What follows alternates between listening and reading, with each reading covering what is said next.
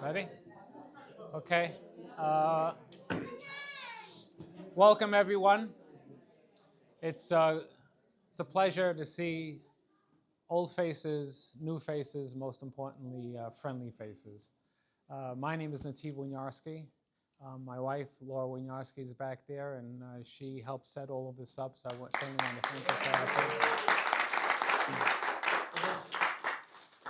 Last time some of us gathered, I spoke about the Ḥabura and my connection to it, and the import I believe it holds within the Jewish learning world. And in as much as today it's a joint Shiviti Ḥabura event, I thought I'd just say a few words as to how I came across the Chacham and the Shiviti organization. The origins of which I'm a little embarrassed by, and I don't think I've ever told you the story. No. So I think it was 2016, and I ran across a video of, okay, let's call it Rabbi, and his whole corpus of lectures were about three things: Gehenna, Apikosim, and the third thing, which I won't even mention, as to not defile the place. And he had one particular video where he said the top 5 Apikosim, and he listed 3, was Rabbi Sachs, Rabbi Dweck, and Rabbi Yonatan Halevy. So Rabbi Sachs, Alav HaShalom, I knew to be an incredible rabbi, and so his reputation certainly preceded him. Rabbi Dweck, Shechiyu L'Orech Yamim Tovim, I knew to be a great rabbi, but I didn't know Rabbi Yonatan Halevy, so I said, if he's in that company, he must also be great rabbi, which only goes to show you, even within the most rotten core, there's always some tov to come from it. And so from that, I started watching his videos and listening to his lectures. I brought your book. I brought the book for my daughter in 2016. And so I'll just limit it. I love, someone asked me today, Jonathan, what do I enjoy about the rabbi? I enjoy many things. But I'll limit, for purposes of this introduction, I'll limit it to 2 things. I don't think we do his So first is that when you watch other lecturers and whatever it is, you see that they're very much interested in followers, whereas, and Chacham will correct me if I'm wrong, but my understanding of the Chacham is not interested so much in followers as is interested in Talmidim. And specifically, and if I had to describe one word, and perhaps I should have thought of that when you asked me, what's one word that defines like what he wants of his Talmidim? I believe it's agency and responsibility. He's not looking for, I think, a Talmid to come and ask a she'elah and it's a yes or no answer. I believe from his lectures, what he's looking for is for us as students to understand the methodology, to understand the systems, to understand the thought process of our Chachamim, such that when we approach with a question, we should already understand the profundity of the thoughts of our Chachamim, so we can both get an answer to the specific question we're asking and understand for future questions along the way. The second thing is, and I think will be exemplified by the shiur today, we're gonna hear it from the Chacham, and he's going to speak about Rabbi Eliyahu Benamozegh. Now, listen, Chacham Benamozegh is certainly a tremendous Chacham who has great wisdom to impart, but there's also the question of not many people are familiar with Rabbi Eliyahu Benamozegh. And I think apart from the wisdom of Rabbi Benamozegh, I think sub rosa perhaps, one of the reasons that the Chacham may be looking to impart his teachings is specifically because maybe at the end of the lecture, for those of us who are not familiar with this particular Chacham, we can ask the question, how come I didn't know who this Chacham was? What other Chachamim are out there that I don't know who they are? And why did I never learn from them? And I don't think the question of how come I was never taught this Chacham is an excuse for us. Because at the end of the day, it's Torah Tzivano Moshe Morisha Kilat Yaakov. It's our inheritance. And mind you, not a nachala, not something like a river that flows automatically, but it's our obligation to find these Chachamim, because Baruch Hashem, Ashrecha Yisrael, we have such Chachamim, such Geunim that we can learn so much from. And the rabbi certainly seeks to impart their wisdom and teach us and introduce them to us. And it's our responsibility to find them out. If you want to learn more, the Rabbanit just had 2 classes on our Chachamim, parts 1 and 2. I encourage you to listen to them. I didn't mean in any way to sidestep the Rabbanit as well. I can tell you that me and my wife went to a Shabbaton this summer, and we were blown away from the classes that the rabbi, of course, but also the Rabbanit provided. And so after hopefully today's lectures, to the extent that you believe it worthwhile to come 10 hours to listen to the Chacham, you might think also it's worth 11 hours to come listen to the Rabbanit. But be that as it may, you're here now. Ashrecha Yisrael, that we've come and decided, you know what better thing can we do on a Monday night than to listen to Divrei Chachamim, Divrei Torah. May Hashem bless you, bless all of you, bless our Chachamim, that we should impart and get from your light, and Hashem should bless us with His Torah, and follow Derech HaTorah, follow Derech HaChochmah, Derech HaEmet, v'kol nativot HaShalom. Thank you for having me.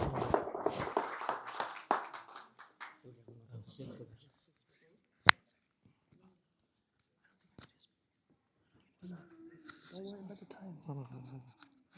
Tell Avi it's not London. He doesn't have to worry about the time. The parking here is more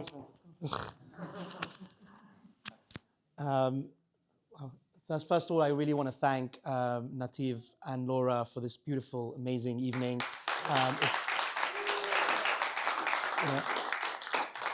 Baruch Hashem, the Ḥabura, I think I don't even necessarily need to explain so much about it. There's a lot of familiar faces, and if not, through the Shiviti, which is an amazing program in and of itself, which you should check for those who are maybe came here because of the Ḥabura. Check up Shiviti, follow them. It's the Rabbi and the Rabbanit. Amazing Torah, deep ideas. Really, if you want sort of depth and timeless wisdom, that is an amazing place to be. What I want to say is that there's so many people who have been impacted through the Ḥabura, but there's other people who step up, and there's people who say, I want to be involved, and really Nativ and Laura lead by example, so we're really, really grateful for that. And please God, we'll do many more events in the future. I just want to say, I've had the fortune to organize a Ḥabura in London with the Rabbi and the Rabbanit, and this is the first time they've come to New York. We're really excited. They're very popular across the world, but I know in the UK as well that I helped organize that, and it really had a deep impact on the community. So all I want to say is that the Ḥabura's mission is to expose the words and the wisdom of the Chachamim, as Nativ said, and the Rabbi and the Rabbanit both do this on a regular basis. So it really is an honor and a privilege for us at the Ḥabura, where we have shiurim, we have podcasts, but we're trying to do more in-person events. So we encourage you to get involved. The Ḥabura's website, you can check it up, thehabura.com, through our podcast. There's, I'm sure, the WhatsApp group. Many of you know about it, but if not, feel free to come to me afterwards. What we're going to do tonight, I don't want to say anymore. We're going to have the Rabbanit is going to share just around half an hour of Torah, and then we're going to transition straight to the Rabbi, then we'll do questions and answers. So if you can hold your questions till the end, they've very generously said that they're willing to take questions until necessary, until we get kicked out. Thank you. Just for those of you who maybe don't know the Rabbi Semicha from Shehebar, Sephardic, in the old city of Jerusalem. He under Rav Yaakov Peretz, Chacham Peretz, and Rav Sami Kassin from Shehebar, also known as the other name for the yeshiva. Shehebar Midrash Sepharadi, and it really has the Shiviti Bet Din, also very involved, and obviously everything Shiviti under the Rabbi. And the Rabbanit is a professor at YU. She studied was mastered, I guess, in social work at Wurzweiler, and it really is. They're an amazing power couple, and we're very lucky, the Ḥabura, to be very close friends and allies. And we at any opportunity, whenever you're in town, in New York, wherever it is, we want to combine. So thank you so much. Rabbanit, you want to start? Thank you.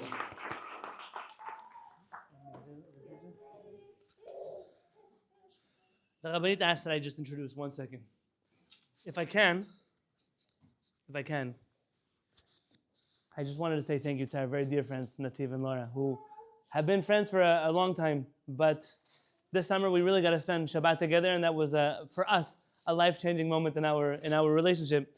But the Hachnasat Orchim that you see here, the whole level of class that was brought to this event was only because of them. And I just want to say from the bottom of my heart, and I know I speak on behalf of the Ḥabura as well, thank you very much. Tizku l'mizvot. May you only use this place to host Talmidei Chamim and good things.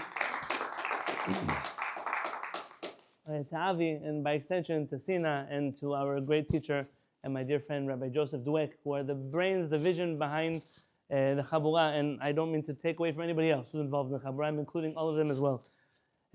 We talk about partnership because when my wife and I travel the world, and sometimes people ask, who's the biggest donor of Shiviti? And that's my wife. Because I'm this many years and still my wife is supporting these travels across the world along with many of you that are sitting here today. But we do this because of people like the Ḥabura, because of the infrastructure that they've set up around the world. And so I'm going to argue just one thing, that we don't partner, that we actually view ourselves as one and the same. We exist in the world to make sure that places like the Ḥabura thrive, they succeed, because we know that what we do inside of Am Yisrael is contingent on the fact that there are people like Avi, like Sina, like Rabbi Dweck that are doing what they do in the world. And when we combine forces to shine light in a very genuine display of unity, because these are two very, very, very parallel organizations that do tremendous things. And I have to say, the last year, I've just been blown away by how much you guys are pulling off. Books and lectures and articles and events. And I just want to bless, on behalf of everybody that's here, part of Shiviti, I want to bless you guys. Only from strength to strength. Only good things. We need you more than you need us. And Bezrat Hashem, we should continue in that way, onwards and upwards. And about my dear Rabbanit, I just have one sentence to say, in the words of Rabbi Akiva. Sheli v'shalachem, any Torah that I have, and any Torah that you ever got from me, is only because of her. So if I can ask you, please, Rabbanit Dr. Devorah Halevy. It's somewhere good for you. You prefer down here? Yeah. Upside down? Still not much I can manage. This way? Leave it. Yeah. No, it's gonna ruffle. Where's a better place? Watch. Go. Perfect. Can I turn this then? No, I won't.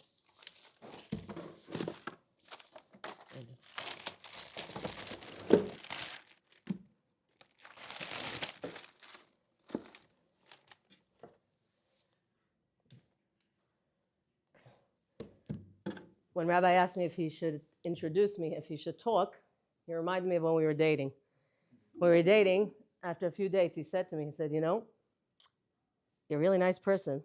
I know you're from New York, but why do you always interrupt me?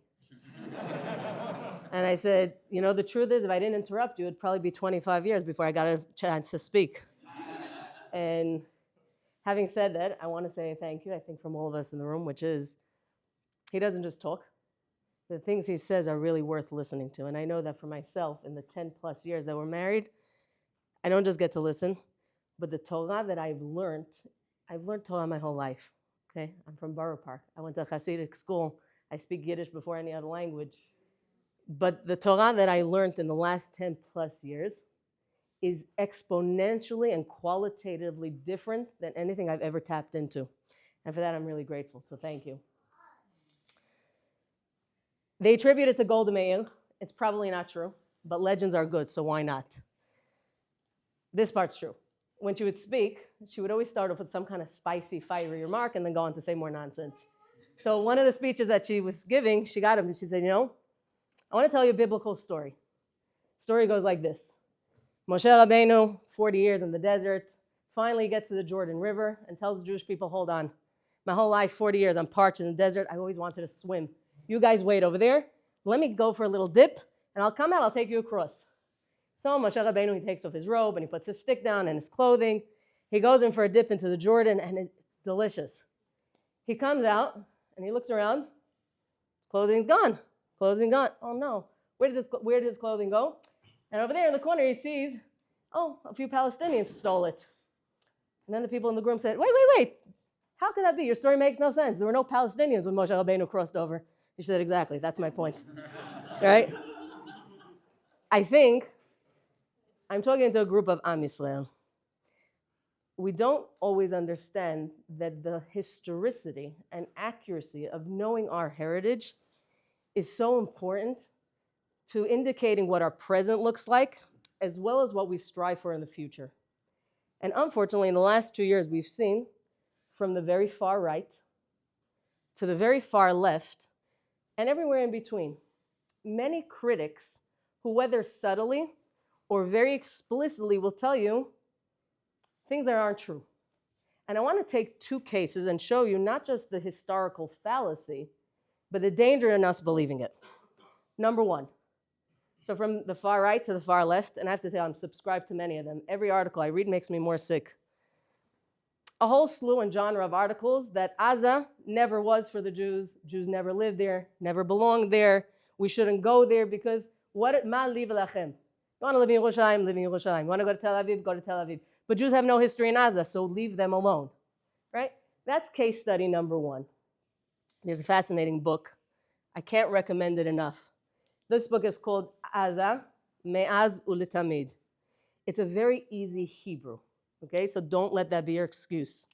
This is a book that is written by a historian, Yisrael Shapira. It was also co-authored by Jabo. For those of you familiar with Jabo Erlich, unfortunately he was killed in the war in Lebanon. Thank you, I have a timer. So we have a forward. I'm going to quote him much later on. But he goes through from the beginning of time, from Tanakh, all the way up until the mid-1900s, the Jewish communities that were in Gaza. And I want to walk you through a minute this lie of Jews never existed there. Yeah, so tell me who you know was in Gaza. Yafeh Mod. So before we get to Shimshon, if you look at Bereshit, when it's talking about the borders of the land of Canaan, later on to be Israel, Gaza is actually mentioned. So one of the few cities that are pointed out is Gaza. Gaza is mentioned. You then later on find that Shimshon HaGibor, if he lived today, he would never have been put in our books. Why? Because he has a very colorful character. Shimshon, he really likes non-Jewish women. It's his weakness. What are you going to do? Shimshon is forever going to visit cities, doing strange things, and yet somehow our Chachamim weren't fazed. They weren't scared of the colorful personality, and they canonized him as one of our... What was Shimshon? Where's my Elkanah when you need him? There you go, he's one of the Shoftim. Yeah, he's one of the Shoftim. Now Shimshon comes to the Plishtim, right? The Plishtim at this point live in Gaza. So though Yehoshua comes and conquers Gaza, it wasn't fully settled. Yeah, it was originally supposed to belong to Shevet Dan. It wasn't fully settled. And unfortunately, we see this throughout history. Anytime we didn't complete the mission of kibush, of conquering and settling and eradicating the land from any kind of threats, always causes us problems. Shimshon comes into the city and they recognize him. So what do? They come in, they lock the gates, and nobody says a word to Shimshon. If you look into Shoftim, they lock the gates, and their hope is that they're going to trap him. Tomorrow morning, they're going to kill him. Shimshon lets them fall asleep, and when they're sleeping, he picks up the gates, the shal, and he carries them. He uproots them from the whole thing, the beams, the structure, everything. There's a reason he's known as Shimshon HaGibor. And he carries it all the way to a mountain. The Muslims actually have a tradition that he carried it to a certain mountain and he dropped the gate over there. Now the mountain, erroneously people think is all the way in Hebron. It's not true. Shimshon may have been capable, but the text tells us that the mountain, if you stand there, you can see Hebron. Now for those of you familiar, if you stand in a specific spot of Gaza in the southeast and you look, you could actually see on a very nice sunny day, Hebron. That's where Shimshon leaves the gates over there. He comes back and forth a few years later. Unfortunately, what do? Shimshon gets trapped in Gaza. And this time, hey there, Delilah, what's it like in New York City? Better than in Gaza, clearly. Because in Gaza, unfortunately, they puncture his eyes out. They're going to kill him. What is Shimshon's last sentence? If I can find it. What does he say? Yafeh, say it loud, he says, Kamot nafshim ha-plishtim. HaKadosh Baruch Hu, I know this one I'm not getting out of alive, but I'm asking you, if I'm going to go down, let me take everybody with me. And that's ultimately what he does. He goes, he pulls the pillars of the city, and this is one of the greatest mass casualties that the Plishtim suffer, so much so that the Jews at that point, they don't fully conquer Gaza, but they regain a stronghold. So this is on a biblical level. We have Shimshon HaGibor. The Jewish people, again, with Yehoshua, they come, they conquer, they settle. Contentious, always. It's interesting that certain spots have a certain propensity to be what they are. Gaza has always been a place of war and fighting. But was it a place that Jews didn't live? Sheker v'chazav. So much so, I want to tell you about Rabbi Yochanan, if you will. So this is, we're jumping all the way. Let's jump to Rabbi Yochanan and then go back to Shimon, because it was just Hanukkah. There's a beautiful story about Rabbi Nisim Binyamin Ochana. Anybody know the name? No, it's on the list of Chachamim. We're going to get there. This Chacham lives in about the 1920s in the city of Gaza. He becomes the chief rabbi of the city of Gaza, and originally from Egypt, was in different places, in Haifa, and something very strange happens. A group of Christian missionaries come, and as they always like to do, through sweetness and kindness, they want to convert the people. But who are they targeting? Not the Jews. They're targeting the Muslim population in Gaza. So the first thing they do is they set up a hospital. And like any St. Mary and St. Convent and this, people are dying, people are always looking for hope. They started going around and missionizing to the people. So much so that the sheikh started really worrying because he was sowing doubt. What he kept telling them is that everything that it says in the text of the Quran is not accurate. It's a bunch of lies. It's just a copy-paste of the Torah, the Tanakh, missing the New Testament, and people stopped believing. So Rabbi Yochanan is in the middle of having tea, middle of the day, tea and biscuits. That was a relic from the British times. And he hears a knock on his door. He opens the door, and the sheikh, let me get you his name.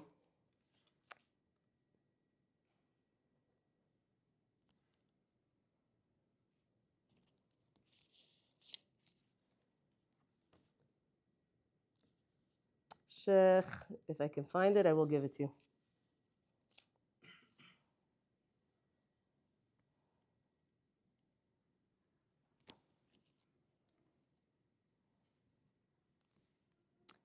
Sean.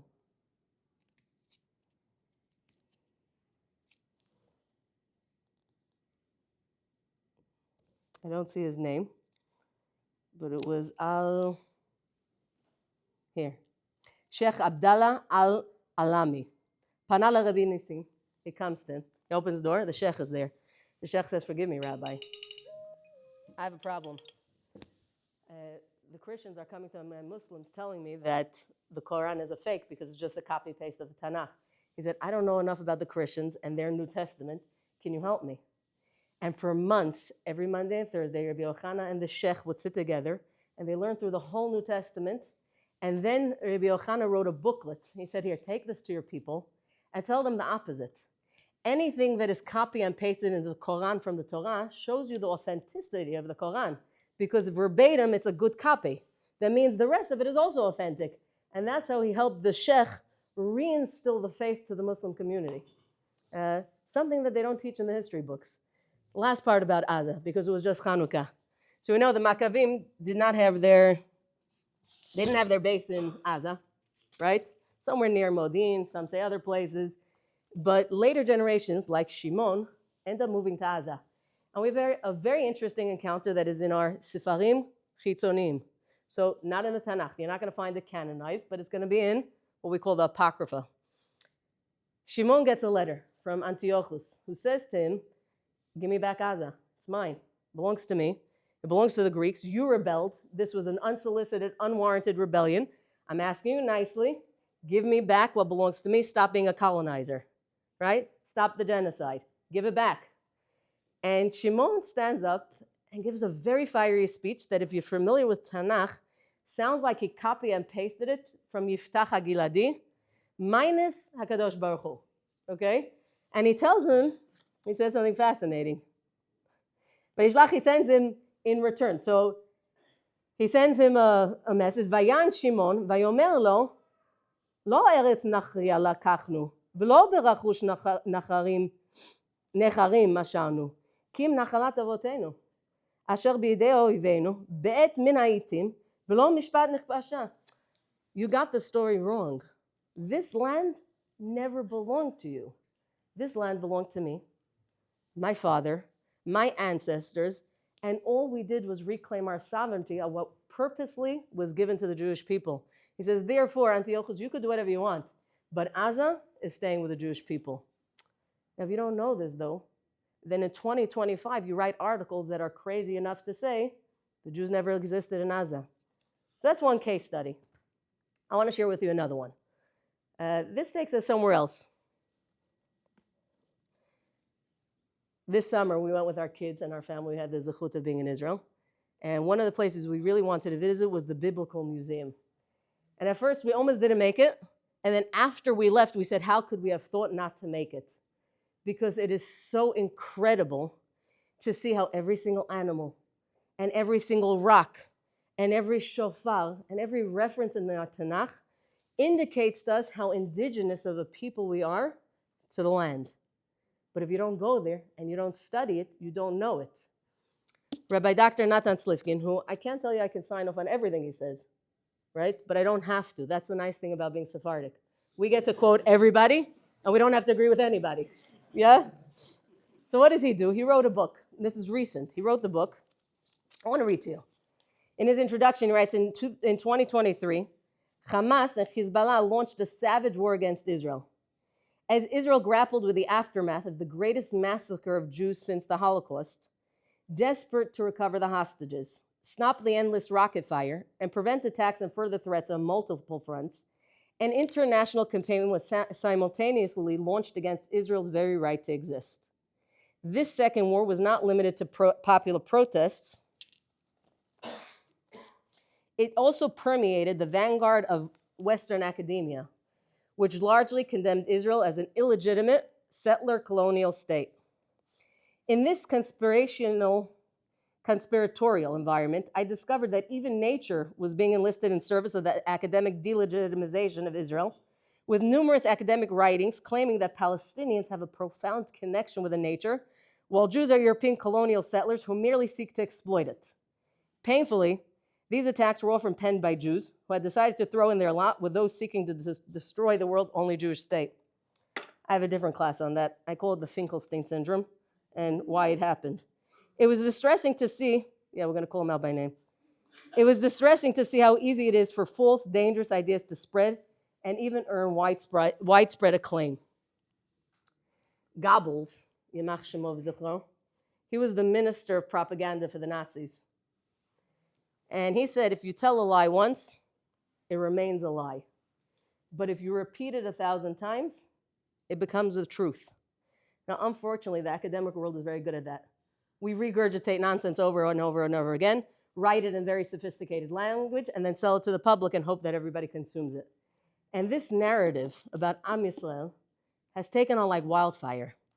The narrative of, we're just European colonial settlers who came and imperialized and pillaged just like every imperialist has done. We've come, we've taken the raw, natural resources, exploited the people from there. But it's not true. So much so I want to talk to you about a beautiful flower. The flower you may know. It has a great chapter. It's titled The Poppies and the Maccabees. I want to read to you. So there's a group that stands up for all indigenous people. Now, there's been a movement in the world, right, of people should go back to where they came from. I know in California, every time we get up to speak, I work at a university called the University of Pacific. So every meeting that we have, we first have to claim that we're really standing on Kumeyaib territory. No, don't worry, they're not giving it back. So I don't know what this old proclamations is, but every time there's a certain feeling, and again, I'm not telling you it's a bad thing. There's good in this movement of, there were people here preceded you thousands of years. Let's not erase their history and their heritage. The problem is when you start making up history. So here's a group. The NDN Collective is a large organization whose mission is to, quote, build the collective power of indigenous peoples, communities, and nations to exercise our inherent right to self-determination, while fostering a world that is built on a foundation of justice and equity for all people on Mother Earth. While primarily focused on, quote, land back, a campaign to restore sovereignty for indigenous people in the context of North America, they also have a position paper, Right of Return is Land Back, in which they explain why they also support the Palestinian goal of dismantling Israel. And of course, you have a few nice Jewish people who have contributed to this misconception that the Jewish people are really just European settlers, and after the Holocaust, the world felt bad for us, so they gave us a piece of land. It could have been Uganda, but it didn't work out when Idi Amin helped us there, so I guess we're going to have to try Israel. It couldn't be further than the truth. Now, the Palestinians have a myth about the poppy flower. What is their myth? So they have a very interesting story that there was somebody, Adonis, up in Lebanon, who ended up being killed, and the blood of his body seeped into earth, and out of that flourished this beautiful poppy. And if you ever look at the poppy flower, it's red, the inside's white, it has a little green and black. That's the flag of the Palestinians. It must be their symbol. And yet us Jews, who are always coming first to the party and stealing things, in 2013 declared it the national flower of Israel. Yeah. Now the truth is, the reason it was declared the national flower of Israel is very, very simple. Do you know why? Yeah. Because people liked it. That's why. It's a very popular flower. It's very beautiful. It grows all over Israel. And there was a popular vote of which flower do we want to put on our flag? It became the poppy flower. But there really is a flower that Am Yisrael has adopted, known as the Dam HaMaccabim flower. Are you familiar with that flower? Oh, so I want to show you a nice picture of it and tell you the history. A side note, here's a tragic. Ofer Liebstein, okay, the founder of the Poppy Festival, was somebody who lived in Be'eri. And his whole mission in life was to show, look, the poppy is mother nature. It could belong to everybody. There's enough room for Jews and Muslims and Christians and Palestinians, you name it. And he had these beautiful festivals where people would come into the fields. In fact, one of his projects was restoring. So for those of you familiar, before October 7th, they were always sending balloons over and burning all our land. Yet for people who love their land, they were busy destroying the whole South. One of his projects was restoration through irrigation, cultivation. That was him. This Ofer Liebstein, all he could do was, let's get together and figure out how to live together. The problem is, on October 7th, he was in Be'eri, and he and his son were one of the first to be massacred. And there died the poppy myth. But I want to tell you about the Dam HaMaccabim. This is okay. The Dam HaMaccabim is a very strange flower. It almost looks like lungs, and I'll show it to you. Okay, it grows in little clusters, and we have a similar myth. Okay, so a similar myth meaning it's not true. But this is something that predates the Adonis story, which, by the way, if it happened in Lebanon, what does that have to do with Israel? Unless they actually know that Lebanon is also Israel. Different story. Yeah, just putting it out there. But the Dam HaMaccabim has an interesting history. That's good. Which is when Am Yisrael came back in the 1940s, and really earlier, right? So we're talking about pre-Haganah. You have famous writers who came and said, how do we inspire a nation of broken people to pick up weapons and to go fight? And we have tons of poets who say, wow, look at this flower that grows around Israel, where it looks like blood. It looks like life. If you saw it, it looks like little alveoli from your lungs almost, right? In this deep, deep red. And they say, who were the last fighters? Oh, we had Maccabim. There were once a people, a very small group, who said, Jewish sovereignty above all. Even if it means risking our life, we know we need to be an autonomous people, an autonomous nation, and we're going to fight. And the poets of the 1930s and 40s coined this Dam HaMaccabim, so much so that it's the flower that's used on Yom HaZikaron. If you've ever seen people wearing it over here. Now, the problem was this flower, very quickly, if you start picking it in Israel, it goes extinct. Yes? A different conversation for another time. Fascinating how instead of, different conversation. They put up signs, don't pick flowers. You think any Jews listened? Of course not. Don't means yes. It means try me. Right? Whenever I see don't touch wet, I always say, maybe. Yeah, that's Jews, maybe. They went on an educational campaign in the kindergarten, and nobody picks the flowers anymore. Fascinating how with gentle persuasion versus coercion, things can work. They end up now growing these flowers and cultivating them. Oh, thank you. Cultivating them, and then using them on Yom HaZikaron as a symbol to show that the blood of the Maccabim may have seeped down into the ground, but it hasn't died. What has sprouted is an Am Yisrael that 2,000 plus years later is unafraid to say, this is my land. It could be it's your land and our land, and there's room for all of us. But our history didn't start in 1948. Our history didn't end when the Maccabim said, Mil Adonai Elai. It's a continuum that we're on. But something as simple as a flower, if you don't know the truth, why wouldn't you buy the story about Adonis? Why wouldn't you sign up and say, they're right? We stole everything, even their flower. And it brings me to my third point. And I'm on my last 7 minutes? I think so. Fantastic.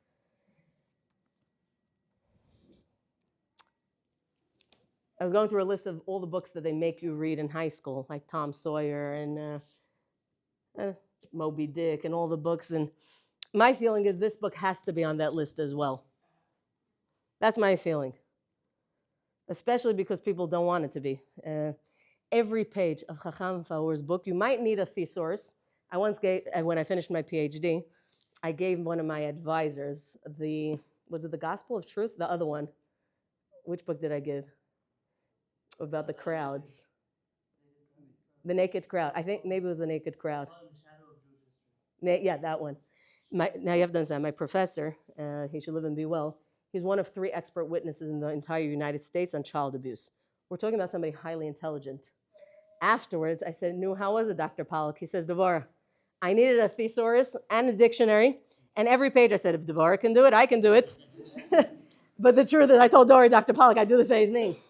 But the incredible wisdom that Am Yisrael needs to understand, not nice little thoughts, the framework.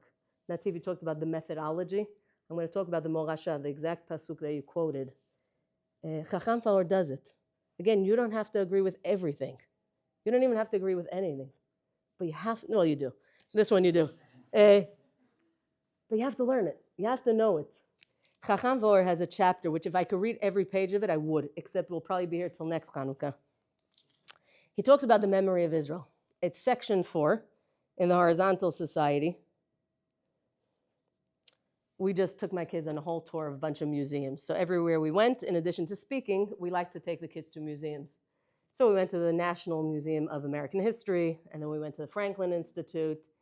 And it's fascinating to see an attempt for a society to recreate the past, and yet it fossilizes it in a way that unless you actively go search it out, it's really hidden from the public. It's not something that's in our bones. It's not something you live and you breathe and you think about.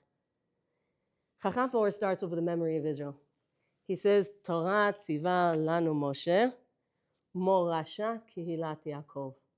You want to understand the solution to the problems we see today, where when people say, you don't know your own history, you don't actually belong here, you don't know what your future holds. He says, the key is, see, we, unlike you, we didn't forget our history. We're not busy making it up and then writing books about it.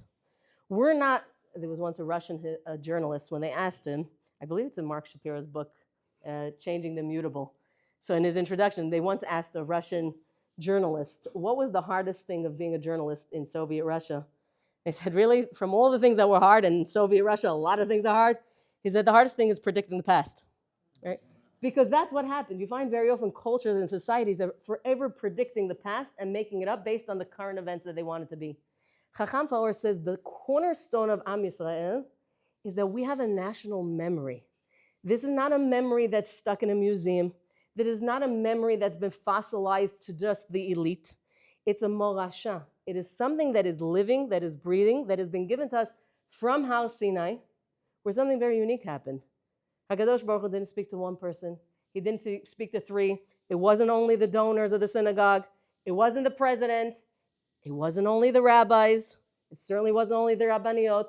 HaKadosh Baruch Hu said, I need a national revelation to instill a memory of Am Yisrael. He gave us the Torah. And every generation, we interact with it. It's why the Hellenists hated us. Think about the Greeks. The Greeks make no sense. Everywhere they went and conquered, they were actually very liberal. They said, you keep your culture, we just take your money and your land. But you stay you, except for the Jews. When they come to Israel, they say, there's something that we need to tackle, because these people, as later on the historian, I believe Max Weber calls us, a pariah state, right? There's something wrong with them. It doesn't matter how much you oppress them, and it doesn't matter how much you want to subjugate them. They're obnoxiously independent. And the Greeks understood that it has to do with our morasha. So what did? They did something very smart. They said, anything your God commands you to do, we say do the opposite. You have to keep Shabbat? Don't keep Shabbat. You have to circumcise? Don't. You have to do the opposite. Because what we want to do is we want to tamper with your memory.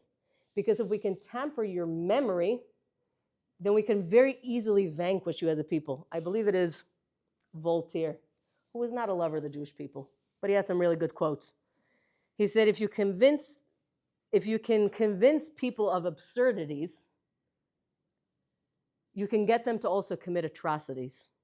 If you can mess with people's national memory, it's very easy to then make them picket outside with crazy signage.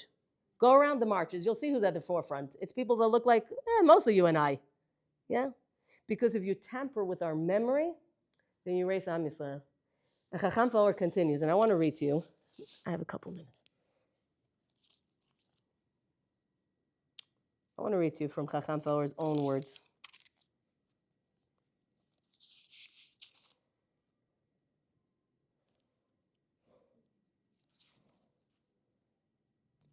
Let's read from the last page. Here. Chacham Forward says,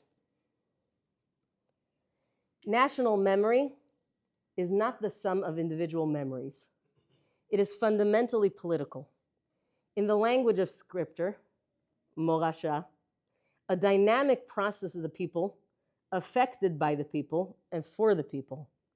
It either expands or it ceases to exist. So the groups that say they're the true Jews but will never engage in expanding the Torah, you already know that's a lie. Maybe they're good custodians of museums, but not of our morasha. It either expands. When it falters, it cannot be recaptured by historians as a function of upgraded poets with the power to, quote, restore a nation's memory or that of mankind. The past that an individual discovers in the present is a poetic creation, akin to the analphabetic memory of poets transporting an enchanted audience back to a mythical past. He says it. Yet those who would demand of the historian that he be the restorer of Jewish, say that he hates on some historians, but then Jewish memory developed around the book and the minted traditions of the nation. In quality of morasha, the memory of Israel was entrusted to the mind of the people, so that it must be furthered by the people for the sake of the people. Therefore, it is immune to analphabetic discourse and cannot be restored by an act of magic, whether philosophical, poetical, or historical. The only way for us, and I believe Am Yisrael is having memory loss. I'd like to think it's amnesia and not dementia. But there's hope. There's hope. There's hope. Chacham Forward is telling us, you want to understand how to restore the memory of Am Yisrael? It's not that difficult. Sure, these are phenomenal books. They are great museums. But we have to go back to our original memory. And the only place that it's coded and continuously being interpreted is in the Torah. And Torah tziva, I'm so happy you quoted it, Nativ. When you said it, Torah tziva lanu morasha kilat Yaakov. It's an inheritance that every single one of us has in this room. It doesn't belong to anybody. But it does. It belongs to Am Yisrael. And the outsiders, I'm not so worried about because they look different enough that you and I know not to worry about them. See, when there's a stranger, I know to be afraid. But when you look like me and you pretend to be one of me or better than me, and then you tamper with my book, that's that much more dangerous. And without hating on any group in Am Yisrael, we have to be vigilant. We have to say it doesn't matter what kind of hat you do or don't have. It doesn't matter how long your skirt is or isn't. If you're not being true to our memory, then you're making it up. And we are going to discard it with the confidence of somebody who knows what our memory is. And I want to end, I started with Jabbo, I want to end with a quote of his.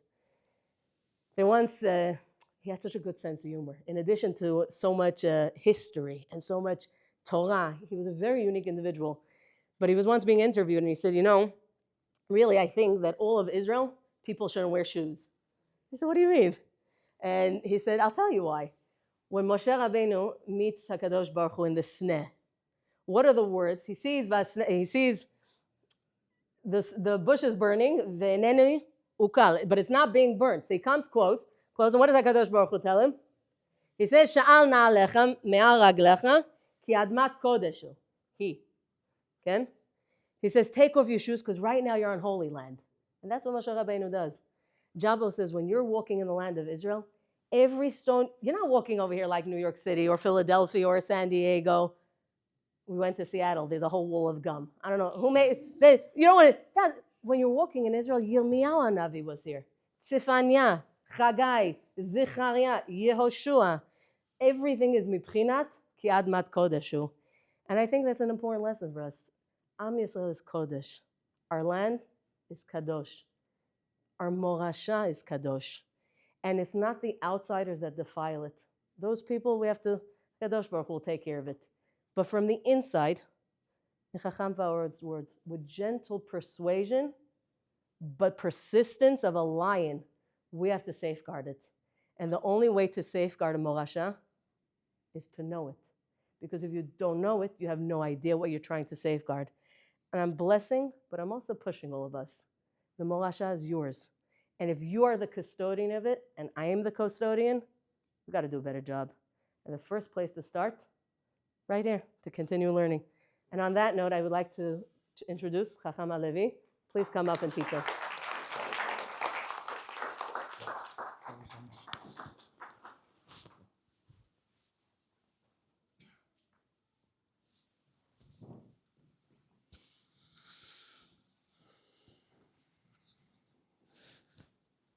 That evil thing is going to beat at me also? Or? Depends. You have to have Avi. I was scared too.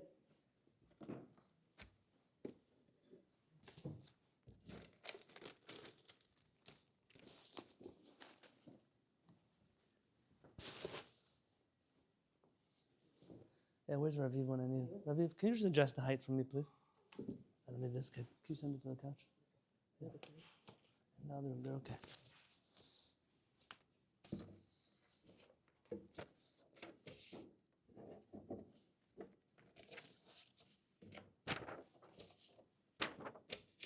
Okay. It's straight. Perfect. Not gonna cut off my head? Depends on what you say. No, not you. The camera. There's room here? Perfect.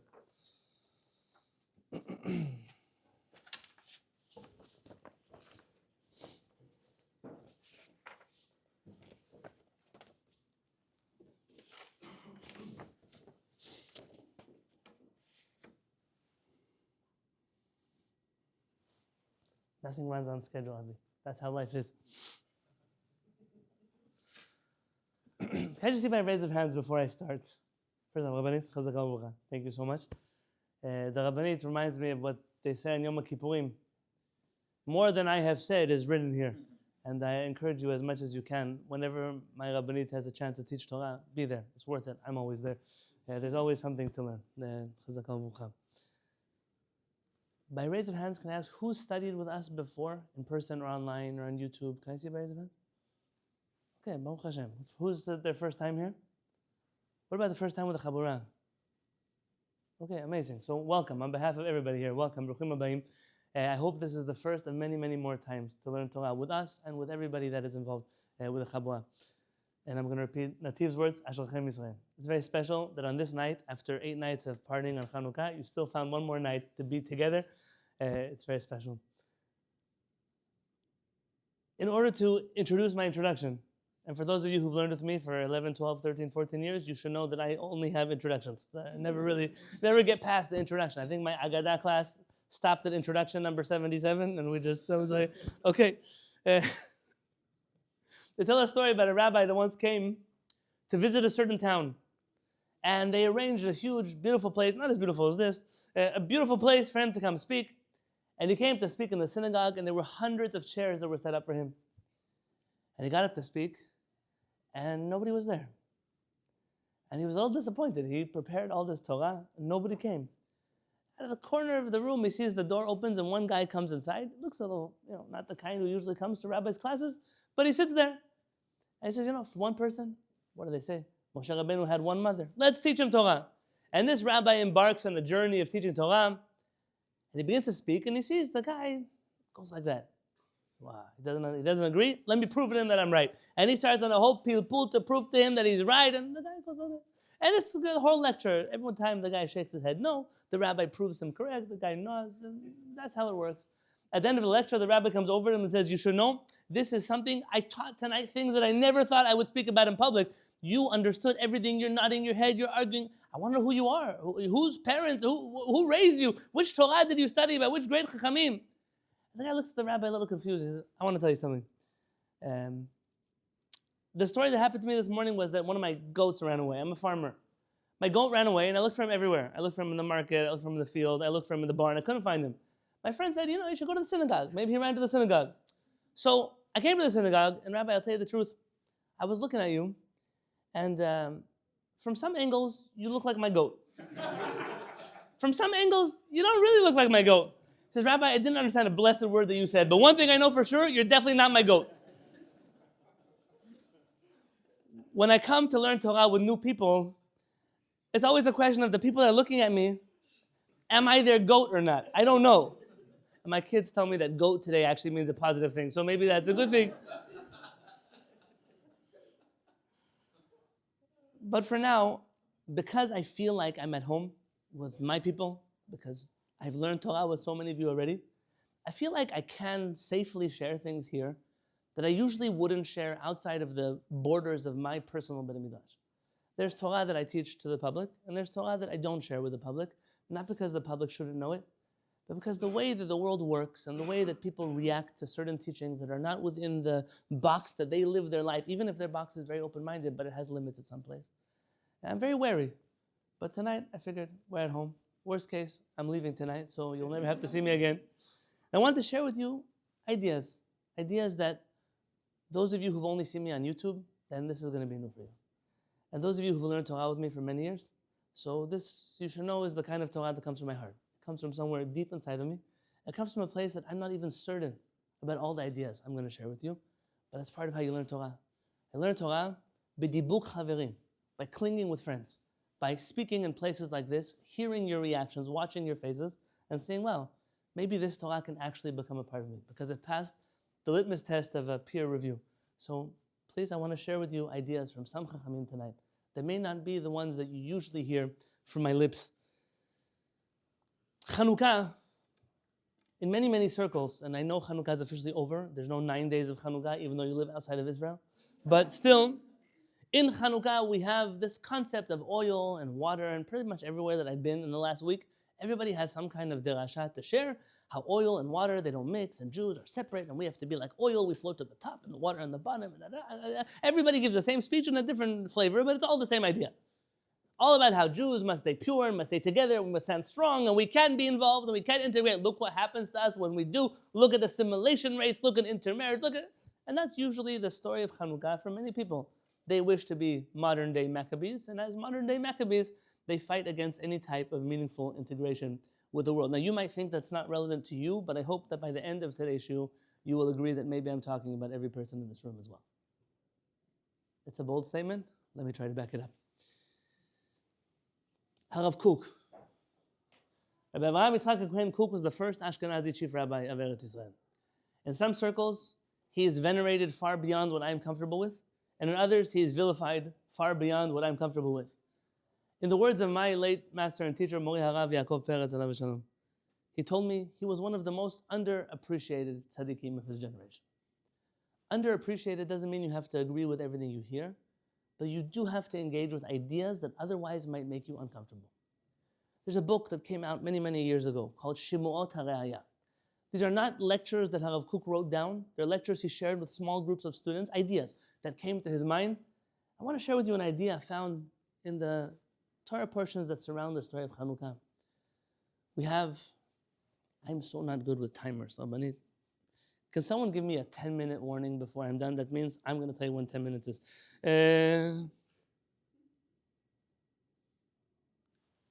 At 9:20, I want someone to tell me it's almost time.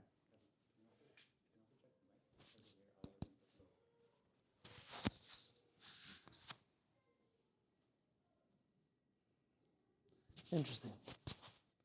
If it doesn't get recorded, even better.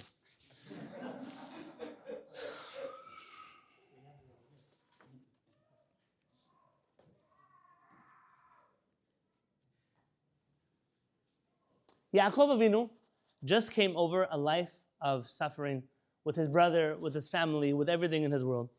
And then he's thrown into one next suffering. And that is his son, clearly his favorite son. And you shouldn't have favorite sons, but people have favorite sons. And he has this one son that he makes a special article of clothing for. The brothers get jealous, dreams. You know the story. I'm not here to teach you Parashat Shavua. And the brothers, unless you're Orthodox, the brothers sell Yosef into slavery, and they do a horrible thing. If you're Orthodox, they sat with God, and they made a bedin, and everything was good. That's what it was supposed to be. And that's why they said, we did something wrong to you and all of that. But I don't know how you... I don't know, I'm not there, so I'm not sure.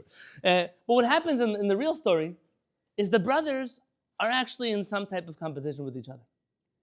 And Rav Kook suggests that the competition between the brothers actually is much deeper than what you might think that a competition between brothers is. In Shemot HaRaya, Rav Kook mentions that the two primary children, and I rarely hold papers, but I'm going to hold papers tonight because the podium is behind me. The primary dispute between the main brothers, who are Yehuda and Yosef, these are the primary children of their mothers. Yehuda is a man who believes that the Jewish people, Hen am levadad yishkon, uvagoyim lo yitchashav. This is a nation that must dwell in solitude and have nothing to do with the world around it. We are people who build walls, and we keep inside of our walls, and we remain a strong, isolated Jewish people. The proof text, when I don't have 30 minutes to talk, I'll share with you the proof text. Yosef HaTzadik is of a completely different persuasion. Yosef HaTzadik believes that the whole world needs to know about the creator of the universe. And that our mission as Jewish people is to be a light unto the nations. And our job is to meaningfully engage with the world so that they hear about Adonai Elohei Israel, about the God who is the creator of Israel. And this war enters its final stages when Yosef HaTzadik begins to teach his ideas of the world and stars and moons and bowing down and what will happen to humanity. Now, when the brothers get together, they all decide that people like Yosef are very, very dangerous for the Jewish people. And they have proof in the future generations. There are descendants of Yosef that are going to integrate a little bit too much and are going to hurt the Jewish people. When you go to the Tanakh class with the Rabbanit, she'll tell you which descendants of Yosef made hell for us as Jewish people. And Shimon and Levi, who are two brothers that are really good at killing people. That's what they do. They say, let's just kill the guy. What? We know how to do this. We've done it before. Especially they're good at killing people who already have a Brit Milah. My father-in-law told me, your father, he once said that the reason they gave him a Brit Milah was because if they didn't circumcise them, they would say, oh, Israelis committed genocide against us. But once we made them Jewish, then you could kill them all they want. Yehuda objects. Yehuda says, why should we kill him? Says Rav Kook, the reason why we shouldn't kill him, let's put his ideas to the test. Let's get the guy into Egypt. Let's see how Jewish he stays when we sell him as a slave into Egypt. Watch, his integrationist mentality, all of those Jews that talk about universalism, they all end up not so Jewish. Let's watch what happens to Yosef. They kick him out, they sell him as a slave, and to their surprise, Vahi Yosef ish matzliach. Yosef becomes successful. Everywhere he goes, he blesses the name of HaKadosh Baruch Hu. Everywhere he goes, people know God because of Yosef. It doesn't matter he's a pit under the ground. Doesn't matter he's running away from the wife of Potiphar. Doesn't matter if he's in the palace of Paro. Everywhere he goes, he sanctifies the name of the Creator. Now, this struggle between Yehuda and Yosef, it never really dies. And you find it in the realm of halakha. You find it between the Mishkan, the temporary tabernacle, which we observed our faith in for many years, the Mishkan, which is always in the location of the tribe of Binyamin, which is the family of Yosef. That Mishkan has very different halachot than the Beit HaMikdash. I'll tell you one example. In the Mishkan, when you sacrifice an animal, you must eat your sacrifice outside of the walls of the Mishkan. Whereas in the Beit HaMikdash, which is always in the territory of Yehuda, minus a little strip that goes in there, you always have to eat your sacrifice inside of the walls of the Mikdash. Says Rav Kook, this is part of the mentality of Yosef versus Yehuda. Yosef says, if I'm going to serve God, I do it outside where everybody can see me. Yehuda says, no, if I'm going to serve God, it's inside where nobody can see me. I don't want interruptions. And this war continues throughout history. It is never really resolved. By the way, according to our rabbis, it's not resolved because even when it comes to the redemption of Israel, there are two layers of redemption. There's a Mashiach ben Yosef and a Mashiach ben David. There's two different phases of redemption because according to Yosef, redemption looks one way, and according to Yehuda, redemption looks a completely different way. and you might need both. Now, this idea is very relevant because the Maccabees were the successors of this story. You had Jews who decided to integrate with the Greeks. And then you had those who were purists, like the tribe of Yehuda. And you remember what the Talmud says? That the Greeks, really when we say Greeks in the story of Hanukkah, don't get on my Syrio-Greeko, I'm not here for that. The Greeks we were fighting were Jews. They were not Greek, they were Jews. This was the greatest bloodshed, civil war of the Jewish people in our history, possibly aside from Pilegesh Bagiva. A horrible story. The story of Hanukkah is a horrible story. I spoke about that last week in our Benamidrash. But for this week, the Greeks asked for the Jews to take Keren Hashor, the ox's horn, and to engrave these very strange words on the Keren Hashor. What should they engrave on the ox's horn? You know some midrashim, even if you're here. I have no portion in the God of Israel. That's a very unusual thing to inscribe in a very unusual place. Says Rav Kook, the show in Bereshit is always referring to Bechor Shavelu. He's a Baal Koreh. He reads Torah very well. He even teaches kids how to read Torah. This is, I'm allowed to say, yes? Baruch Hashem. Yosef is the ox of Israel, the strong ox. It says, write on the ox of Yosef, write that I have no portion of the God of Israel. See, they missed the point. The point was Yosef HaTzadik uses the ox's horn to show there is a God in Israel, not to show that I don't have a God in Israel. I integrate not to assimilate, I integrate in order to be on the offensive, not on the defensive. And this war is not yet resolved inside of the Jewish people. And the story of Hanukkah is one more story in which the equilibrium was pushed in one direction, and not necessarily the greatest story. It's for that reason, by the way, that Hanukkah is not celebrated like most other Jewish holidays. There is a feeling of sadness on Hanukkah, contrary to what Santa Claus, American Judaism might tell you. Where's Jason? Jason, where are you? He's gone. Okay, he wanted uncensored Rabbi Yonatan Halevy. That's it. All the happy Hanukkah, all that, that's all. There is no mitzvah to be happy in Hanukkah. How can you be happy when you spilled the blood of half of your siblings? There's no mitzvah to eat festive meals on Hanukkah. How could you be happy when we just won a civil war, but at what cost? We lost our brothers and sisters to our own swords. Hanukkah is a limited celebration for a different shiur in a different time. This idea, though, brings me to perhaps the greatest integrationalist of all time. And that is our dear teacher, Rabbi Eliyahu Benamozegh. Rabbi Eliyahu Benamozegh, Alav Shalom, is an unusual chacham. I know you had a lecture, was it here? Not here, where was it? Spanish, Portuguese. It's all right there, by the way. I look at the window, that's like the whole city. The poster, that's one. Okay. I'm looking here, you're looking here. No, I'm just getting rid of my low power mode. That way I can see what time it is. Good. Rabbi Benamozegh is a chacham that I don't need to introduce, but as you said, maybe people don't know him. Can I ask by raise of hands, who here has heard of Rabbi Eliyahu Benamozegh? Beautiful. How many of you have studied seriously the writings of Rabbi Benamozegh? But I'm going to judge all of you favorably.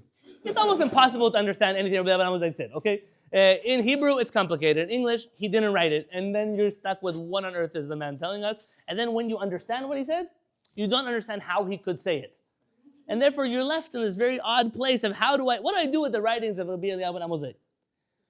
And even when I, many years ago, was studying Rabbi Benamozegh, Mori Harav was a little like, study him, but I never really understood what he wanted from my life. And about 3 years ago, I jumped in headfirst into the writings of Rabbi Benamozegh from the only book that Jews refused to publish. And that's the book called Israel and Humanity. This book is published only by Christians, by the Paulus Press, Western Classics Library, because the Jews won't touch it with a 10-foot pole. I'm not sure it's so dangerous. You can't really understand anything the book says in English. I have an English copy and a Hebrew copy because they're both translations of the French. I don't speak French, but between the Hebrew and the English, I managed to reconstruct what the sentence may have said. That's pretty much what I spend most of my Shabbatot doing, is reconstructing from the... one day, if I'll know French, I'll be able to handle this book. And I've been studying the Israelite and humanistic traditions of Rabbi Benamozegh with my kehillah in my Beit Midrash regularly for the last 3 years. I want to share with you a little bit of what it looks like to integrate as a chacham. Rabbi Benamozegh was no stranger to criticism. A brief history, and for those who want, I'm sure there's a recording of the actual lecture you had. I heard you had Professor Clements, Mark Shapiro. Also, there was somebody else. She wrote the terrific book on Rabbi Eliyahu Benamozegh. I never met her, but when I have the merit to meet her, I would tell her how incredible of a work she did in honor of Rabbi Eliyahu Benamozegh. Very good. I know Chacham. There's a Baruch Hashem. Are you part of the marketing committee? He's doing a good job. Rabbi Eliyahu Benamozegh, at the age of 21, becomes the chief rabbi of Livorno, Italy. And he writes perhaps the most heretical book that a rabbi could ever write, Em Lamikra. This is a beautiful new edition put out by Rabbi Eliyahu Benamozegh. Rabbi Dr. Eliyahu Benamozegh is the teacher of my uncle. So my father's brother is a Talmid Mufak by Rabbi Zini. I love this book. I'm so grateful for the reprint. I'm not sure why the book comes with a letter of warning from Rabbi Zini that the book is dangerous, nor why he spends so much time in the footnotes contradicting everything Rabbi Eliyahu Benamozegh wrote. But I guess that's what happens when Orthodox Jews publish books of rabbis that they don't necessarily agree with. And I say that with all due respect to the great Talmid Chacham that Rabbi Zini is. But you have to kind of avoid the footnotes, just so you don't get carried away. In this book, Rabbi Eliyahu Benamozegh decides the greatest way to understand the Torah is like a Kabbalist. And he's a Kabbalist from A to Z. There's nothing not Kabbalistic about Rabbi Eliyahu Benamozegh. But the Kabbalah of Rabbi Eliyahu Benamozegh throws people for a loop. And for many years, I stayed very far away from Kabbalah. And I have to tell you, it's Parashat HaShavua, no what? I'm sharing with you my sins, that Rabbi Eliyahu Benamozegh restored in me a faith, if not in the texts of Kabbalah, but in ideas that came to us from the study halls of the Mekubalim. In the eyes of Rabbi Eliyahu Benamozegh, everything in this world was created by God. And therefore, everything in this world is godly. And everything that you learn and study and experience in this lifetime, even if it is paganism, even if it seems to contradict your Torah, all of it is really from the Creator. And if you know how to study everything well enough, you will find HaKadosh Baruch Hu hiding in the New Testament. You'll find him hiding in the Quran. You'll find him hiding in ancient languages. You'll find him hiding in archaeological digs under the ground. You will find the Creator of the universe in every single human movement that exists on this earth, because that's how the Creator works. And you shouldn't be scared when you open up Em Lamikra and you find, oh wow, he's quoting Midrash Matityahu. You know what Midrash Matityahu is? That's the book of Matthew. He says, which Jew is not full of emotion when they read the Gospels of the disciples of Jesus? You can't do that and be the chief rabbi of Livorno, Italy. And so the Syrian rabbis react. Forgive me if there are any Syrians here. I'm going to be very careful what I say. They decide to do what they do best. Burn all his books. That's what they do. Yeah? This is, Baruch Hashem, no more books of Rabbi Benamozegh. The rabbis in Jerusalem, sorry, that was very mellow. The rabbis of Jerusalem, you can't burn somebody's books. You can be upset when somebody says you burned his books. The rabbis of Jerusalem say, let's not burn his books, let's just ban his books. Fahrenheit 451, just the Jerusalem version. Other rabbis, like Rabbi Zini, say, let's publish his books with a critical commentary on it. Okay, that has value. Rabbi Mazuz, alav shalom, he passed away this year. I once saw a letter of his when they asked him about Rabbi Eliyahu Benamozegh, and he says, I don't know what to do with the man. Mipnei shekodesh v'chol mishtamshim etzlo b'ribuvia. That holy and profane are mixed up together with him. I don't know what to do with him. So let me try, if I can, in the minutes that I have with you, to show with you what integration may actually look like. Some ideas. Those of you who are with me on Shabbat, it's a problem you keep coming back to classes, but we'll share with you some ideas that maybe you haven't heard before. Rabbi Benamozegh shares fantastic concepts about the Creator of the universe. One of them is that there are more people who know God than Jews. There are a lot of people in the world who know the Creator of the universe. And they know the Creator of the universe, meaning Adonai Elohei Israel. And those people exist everywhere. They just don't exist as nations. We're the only knowers of the Creator who operate as a nation. But everywhere that you go in the world, everywhere, there are people that know HaKadosh Baruch Hu. In the words of the Mikra, people use the word Ben Noach incorrectly to refer to a non-Jew who knows God. That's not correct. Ben Noach is a person who holds a green card. It's an immigration, a citizenship status. When you wish to live in Israel and you want to live there without getting killed because you're a pagan, you have to go through some formal process of I wish to be a co-citizen of the Jewish state, but not a co-religionist of the Jewish people. That's what it means to be a Ben Noach. You cannot be a Ben Noach in New York City. You cannot be a Ben Noach in San Diego. We have no jurisdiction over citizenship laws here. What you can be, what do you call a non-Jew who believes in God outside of Eretz Israel? A God-fearer. You said that? Very good. This term is found in the Mikra. I prefer biblical terms. Bet HaLevi, Baruchut Adonai. Bet Aaron, Baruchut Adonai. Yireh Adonai, Baruchut Adonai. Says Rabbi Eliyahu Benamozegh, whenever you see the psalmist David HaMelech talking about houses, it's going to click so many things for you. Yeah, very good. So many places that there are people that fear God, but they're not part of any house because they're not part of a nation. They're individuals. They're called Yireh Adonai. Now, these Yireh Adonai are very important because Avraham Avinu goes lagur be'eretz Mitzrayim to go to Egypt, says Rabbi Benamozegh, by taking all of the possible meanings of the word gur, from living, from dwelling, from stranger, from kab, from lo taguru, from fear, that there are people who live with their families alone in caves and faraway places who know God but are afraid of what society might do to them, that they know God, and therefore they hide.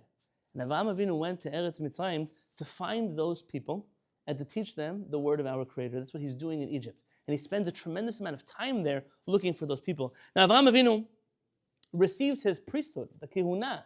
I know it's forbidden to drink in here, but can I bother somebody for a glass of water? Avraham Avinu, he knows that there are people in the world that have a monotheistic tradition, namely Malki Tzedek. Avraham Avinu becomes the priest of the world by taking it from his predecessor, who is not Jewish. Our priesthood, our Mamlechet Kohanim is inherited to us from the pagan world that gave birth to monotheism. That was given as a gift to Avraham Avinu from non-Jews. It's not for no reason that our monotheistic tradition is biblically granted to our forefather by the most righteous of the non-Jews of his time. Now, Melchizedek is a fascinating personality, not for right now. Do you remember when Avraham Avinu goes to Egypt and he meets Avimelech?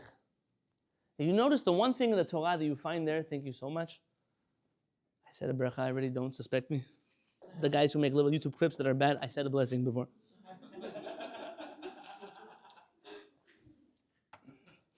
I don't know, they'll say me saying Jesus and then drinking a glass of water and then just like that. Avraham Avinu speaks to Avimelech, and Avimelech speaks to Avraham Avinu, and Avimelech is a pagan as pagan comes. And he speaks to Avraham Avinu only using the word Adonai. And Avraham only speaks about Adonai using the word Elohim, always, in a plural form. Elohim is plural for gods that we say, the God who is almighty. Says Rabbi Eliyahu Benamozegh in a sentence that you just can't ignore. Rabbi Benamozegh writes, what then is monotheism doing in the mouth of Avimelech? And a kind of polytheism in Abraham's? Have their roles been somehow reversed? What we see here, says Rabbi Benamozegh, is paganism and Hebraism, each taking a step towards the other, in order to find a meeting ground and a conception which we shall find to be that of the larger part of the Gentile world. A supreme God together with subordinate gods at his feet. The difference between Jewish belief and that of the pagans lies in this. Israel saw in these subordinate gods only so many divine attributes, whereas the pagans lavished their worship on precisely these diverse forms, which they hypostatized and perceived as divinities. It goes to continue. Thank you. It goes from here. The two preeminent characters of Jewish tradition that gave us our tradition, Avraham Avinu, spends a significant amount of time studying Torah with righteous non-Jews. And the other one is Moshe Rabbeinu, who goes to Egypt to study from the Kohanim of Egypt, as you know from rabbinic tradition. And more importantly, the Mikra tells you that he spent a significant amount of time by his father-in-law Yitro. Doing what? Says Rabbi Benamozegh, the fact remains that the two preeminent personalities in Jewish history, Avraham and Moshe, found themselves in very close contact with two pagan priests. Avraham in receiving the blessings from Melchizedek, Moshe in marrying the daughter of Yitro and accepting spiritual director from him. In each case, the Gentile world, or more accurately, mankind, confers priestly investiture upon Israel. There is something profound that is happening here. An integration of worlds that culminates in our forefathers giving a Jewish tradition to the Jewish people. I know you said 10 minutes. If I had to teach you the Torah of Rabbi Eliyahu Benamozegh on one foot, it would be the following. HaKadosh Baruch Hu gave a Torah. Torah tziva lanu Moshe morasha kilat Yaakov, to the Jewish people, but not for the Jewish people. He gave a Torah to all of humanity. But humanity was too busy beating their chests and sacrificing their children and murdering their wives that they were not fit to receive a Torah. And therefore, HaKadosh Baruch Hu chose Goy Mikerev Goy. He took a nation and he made them into a chosen people to hold on to the universal Jewish tradition for humanity until the right time in history where the world would be ready for such a teaching. There are 613 mitzvot. From those mitzvot, there are some that you can argue have universal significance, like honoring your father and mother, believing in God, not killing people. There are some mitzvot, they have no relevance to non-Jewish people. We're not even sure why we do them. Give me examples. Okay, you went far, man. Most of kashrut, most of it, aside from eating a limb from an animal. What else? Shadnez. You shouldn't mix wool and linen. Who cares? Pepperoni pizza. What? There's nothing not ethical about that. Just we are not allowed to do it because we are supposed to be keeping a tradition for the world, and HaKadosh Baruch Hu intended to give us many rules that keep us separate from humanity, so we're not also sacrificing our children and murdering our wives and unable to preserve this message for a time when the world would be ready for it. With that in mind, you begin to see that the Jewish people take on mitzvot of priesthood from Egypt already. One of the greatest mitzvot we get out of Egypt is the mitzvah of tzitzit. The Egyptian priests wore fringes on the corners of their garments. You found with the story of Yehuda and Tamar, he has petilim. Those petilim are a sign of priesthood. This priesthood then becomes not just for the priests, but the whole nation must become priests, and therefore the nations wear clothing of priests. And if you were to study a little bit perhaps about tefillin, and I'm not going to I know some people here get scared about tefillin, but tefillin also might have its roots inside of Mitzrayim as well. If I could show you perhaps Rabbi Eliyahu Benamozegh looking at the world, Bereshit bara Elohim, et hashamayim v'et haaretz. Haaretz hayta tohu vavohu v'choshech al penei tehom. Aretz, this word aretz, what does it mean? What does the word earth actually mean? Rabbi Benamozegh says something fascinating. In Hebrew, the root of aretz, he argues, is the same as the word for rutz, to run. It means motion, something that moves. He says there's another ancient language, and Rabbi Benamozegh loved ancient languages because they all were closer to the Creator than now. An ancient language called Sanskrit. You familiar with Sanskrit? That's the language of Indo-Aryan languages. I know today you don't think of Indian and Aryans as the same, but once upon a time there was a world. And here you have a language. The word for Eretz in ancient Sanskrit is Ga'a, G-A-A. G-A-A means also in motion, to move. Argues Rabbi Benamozegh that the two ancient languages of the world all knew before their people did, because these languages have a divine source, that the world moves, that the world revolves around a sun, and not how many ancient people believed, that a sun revolves around a world. He says the Jewish people themselves struggled with this idea, but in their language already was built in the meaning from the creator of the universe who created the world with this language, that they one day will discover through scientific means that the world moves. And two ancient people knew that without knowing it. Mitnabe ve'eno yodea. He prophesies without even knowing it. Rabbi Benamozegh's commentary on the Torah is full of thousands of such words. When he talks about the laws of Avelut, that you see Abraham Avinu mourning his wife Sarah, he shows you that every one of these laws is found in ancient Chinese codes from the dynasties of the empires of China. These are old customs that were already long before there was a Torah. There was a Torah from the creator of the universe who believed in humanity and cared about all of them. I can't make a pitch right now for all the writings of Rabbi Benamozegh. But one thing I can tell you, Rabbi Benamozegh was no isolationist, nor was he an assimilationist. He was a Jew that was proud, that was strong, that never once in any of his books apologizes for his Torah or for his rabbinic tradition, and I'll say even more, for his Kabbalistic tradition. In every single place he finds the creator of the universe, and never once do you find him groveling or apologizing or begging to anybody else for forgiveness about his tradition. Because Rabbi Benamozegh understood that the dichotomy of Yosef and Yehuda is a fallacy.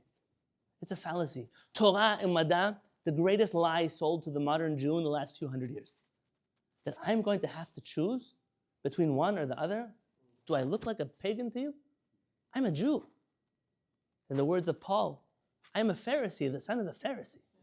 I am not going to choose between. When I go to a Hasidic celebration, Farbrengen, they're going to tell me, and the Gashmius, and the Ruchnius, and the physicality, and the spirituality, that doesn't work in Judaism. There is no physicality in spirituality. You'll never find such word. The word in the Torah for spirituality is, how do you say spirituality in Hebrew? Ruach. V'tiseini ruach, v'shma acharai kol ra'ash gadol. Some people maybe experience that at Shabbat afternoon. There is no word for spirituality in the Torah because our Kohanim didn't know it. They knew a word, Kedusha. Kedusha comes out when you marry opposites with each other. Man and woman, Kiddushin. Sefer Torah on the back of a dead animal, Kedusha. You find Kedusha when you unite opposites, not when you separate them. So here I'm leaving you with one thought. I know where I am. I know the precious people that are here. I know there's nobody who walked into this room thinking, well, listen, I'm a Jew, I work, I went to school, I know things, I'm not an isolationist by any means. And I'm going to argue that as a whole, the Jewish community has no institutions that teach the Torah of our Chachamim. Rabbi Benamozegh ended off in one letter. This letter will end, I will explain it in 2 minutes, and I'm done with my Dirasha for tonight. Rabbi Benamozegh wrote, and there's a better translation out there, but this is the one that I had with me when I was traveling. He writes, "Oh gentlemen, I will give you an example to describe my situation. An elderly man had 2 wives." The Ḥabura put out a beautiful translation of this letter of Rabbi Benamozegh to the Chachamim of Yerushalayim and to Aleppo perhaps. An elderly man had 2 wives, one young and one old. He was turning gray. And the young woman tore off his white hair while the old woman tore off his black ones. So he would be similar to them. And he, the poor fellow, suffered the consequences. Because he remained bald on both sides. Yatsa kereach mishtei tzaddim in Hebrew we say. As is my case, I considered faith and science as one thing, like 2 knights side by side. But some tell me your religious fear is stupidity, and others tell me your science is vanity, a useless effort. And I, poor fellow, am in the middle. From the waist up, I belong to the devil, and from the waist down to God. He doesn't actually say devil, but that's how they like to translate that word. This is what Margaret Thatcher said. The danger of standing in the middle of the road is that you get run over by cars that are driving in both directions. For some, I'm a pious imbecile, and for others, a disbelieving heretic. One says he cannot be called a wise man nor a researcher, and another says he is a cowherd, a sycamore farmer. On the one hand, they tell me Europe is not his place. He should go to Jerusalem, to the Mount of Myrrh, Har HaMoriah. And on the other hand, they tell me, may he not enter in the sanctuary. He must remain outside along with the non-Jewish scholars. And I remain, says Rabbi Benamozegh, suspended in the air. Before I say this sentence, I want to tell you what I meant. All of you went to schools that taught Jewish studies and secular studies, most of you, many of you. You all know that there are universities that have Judaic classes in them. Do any of the universities or schools that you send your children to have secular, we hate that word, they translated Ḥabura, excellent article from Rav Kappa, but we'll use it because that's not when in Rome, be a Roman, secular studies. Any of the secular studies departments in any of your glorious Jewish institutions teach Jewish secular studies? Anybody teach botany according to our Chachamim? Anyone teach science according to our Chachamim? I once spoke to a Haredi Rosh HaYeshiva. He told me, we don't want the state of Israel to tell us what they teach in our schools, curriculum, limudei liba. I said, great, you don't want them, fine, Zionist occupation, I get it. What I am telling you is the following. The Vilna Gaon wrote a book on mathematics. Rabbi Eliyahu Halevy Horowitz wrote a slightly outdated book on science, on thermometers, on mercury, on elements. Do you study any of those things in your schools? So you tell me you're preferring ignorance. It's not that you don't want secular education, because I just gave you the names of Chachamim who wrote books. The Rambam, you heard of that guy?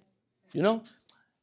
The Rambam who says that there's only one chef in my kitchen and many sous chefs because he was just like Rabbi Benamozegh in his understanding that everybody comes to serve the Torah. Is there any Jewish university on this earth that teaches secular studies according to our Torah? And the answer will be no.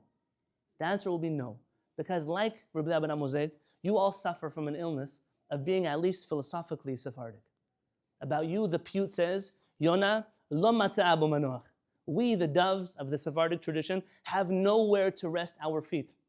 Everyone is either too religious for us or too not religious for us, because they'll never understand the insanity that I want to believe in Adonai Elohei Israel and I want to hold the horn of Yosef Tzaddik. I want both. And says Rabbi Benamozegh, and I therefore remain suspended in the air. Neither disbeliever nor scribe, neither heretic nor believer, neither fool nor Kabbalist, neither philosopher nor rabbi, neither assimilated nor faithful, neither Shammai nor Hillel, neither day nor night. That's how he left this world. He left this world saying, nobody understands me. nobody understands that all I want is everything. Because everything is HaKadosh Baruch Hu. Because everything in this world, don't do Kabbalah on me now. Everything in the world, everything is a teaching of the Creator. Because as my dear friend Rabbi Joseph Dweck has always taught, the God of history is the same God of the Torah, and the God of the Torah is the God of science. And what that teaching may really mean, if I may expound in his words, is that those who see God missing in some places, those who turn off their brain when stopping to study Torah to go study something else, they never really understood. Yosef HaTzadik didn't want to get rid of God, and Yehuda didn't really want to isolate the Jewish people. Really, there's one dream. The dream is that we will be able to teach this whole world, to be involved with this whole world. Ufartzu chomot migdalai. The danger of the Maccabim and the Mityavnim was that they didn't understand that it's okay to teach, to inspire, to integrate, but also to still remain, keep our barriers. I still want to be Jewish. I don't want to be just like you. If I want to be just like you, I would be you. I want to be me and love you. I want to dance with pagans. I want to say Elohim when you say Adonai. I want to speak your language when you speak mine. I want to find divinity inside of you the same way you find divinity inside of me. The world doesn't seem ready for it yet. But if there's any group of people on this earth that is able to pull this vision off, a true vision of our Chachamim, it's this group that is sitting right here. The Ḥabura, our Ḥabura and Shiviti. I told you that we're already one because now I told you God is everywhere. All of us have a vision. And the vision has to be great. And the vision has to be glorious. And the vision has to be that our children should never have to write a letter that I didn't find where to plant my feet. I am forever suspended between heaven and earth. The world views me as half godly and half devil. Never. Because they should know these tiny pockets of God-fearing people, wherever they are in the world, if it's in New York City, if it's in London. I heard they're also in Manchester, there are God-fearing people. I heard everywhere, in San Diego, in Eretz, everywhere in the world, find the people who understand. And with those people, cast your portion. I am very grateful. I speak on behalf of the Rabbanit. I'm grateful that our portion is with you. And I bless you all, that HaKadosh Baruch Hu should bless you. This light of Chanukah, the light of a half redemption, of those who fought over something that maybe they didn't need to fight about in the first place. If they would only know how to talk about what they were trying to do, we wouldn't have to celebrate Chanukah. Chanukah is a tragedy that we won and therefore we celebrate it. I would have loved the world with no Chanukah. I would have loved the world where the Jewish people didn't have to massacre each other because we would know how to talk to each other, not past each other, but with each other. And so I'm encouraging you, stop being isolationist, stop being Kabbalist, stop being Maimonidean, stop being anti-this and anti-that, start being a Chacham. A Chacham, Ezu Chacham, Halomed Mikol Adam. Chaver, thank you for learning with me tonight. The Rabbi tonight, thank you.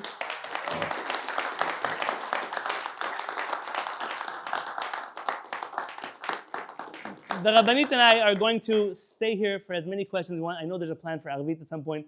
Nativ, you have to tell me when you throw us out. For those who've never been to an event with my wife and I, this was nothing compared to what's about to come. We actually have a policy that we turn off the microphones because I don't want to get recorded saying anything. I don't want anyone recording me. We call it the Rabbi Dweck policy. And we definitely don't want you to feel uncomfortable asking anything. This is completely no holds barred, open floor, whatever you want, however you want, as controversial as you want. Pick one of us, both of us, any of us. All I'm asking is just don't pick on us. But Be'ezrat Hashem, Rabbanit, I think if I can give one last thank you to the Halevy children. You may wonder who brings kids to an event like this one. I'll tell you that my children, they are troopers. They travel with us across the world. Right now, we done last week in Newark. We went to Newark, Baltimore, Washington, D.C., Philadelphia. We're giving a shiur. We're now, Wednesday night, we're traveling to Miami, Fort Lauderdale, Hollywood. They tell me these are all different places. And then we're going back to San Diego to start an entire winter semester of shiurim before we head again off to Seattle and then Portland and wherever else we go. And they come along with their little suitcases and their iPads, and they just hope that people are nice to them and they don't scream at them too much and don't put your drink here and don't talk here. They just hope that people treat them with a little bit of derech eretz, because as much as I give credit to my wife, we couldn't do this if we had to leave our children behind. And they're an integral part of our mission. If you want to pick their brains, go ask them about some names of Chachamim you've never heard about before. From my Elchanan to my Hodaya, they'll give you some lectures. Rabbi Eliyahu Benamozegh, Rabbi Moshe Chazan, Chacham Faur. Go ask them. Pick their brains. They are zochet to be on this trip. And I just want to thank again Nativ and Laura. Thank you for opening up your home. This is a home. Thank you for opening us to us. I bless you all that we should come together not just to learn Torah, but to celebrate your happy occasions together. B'ezrat Hashem.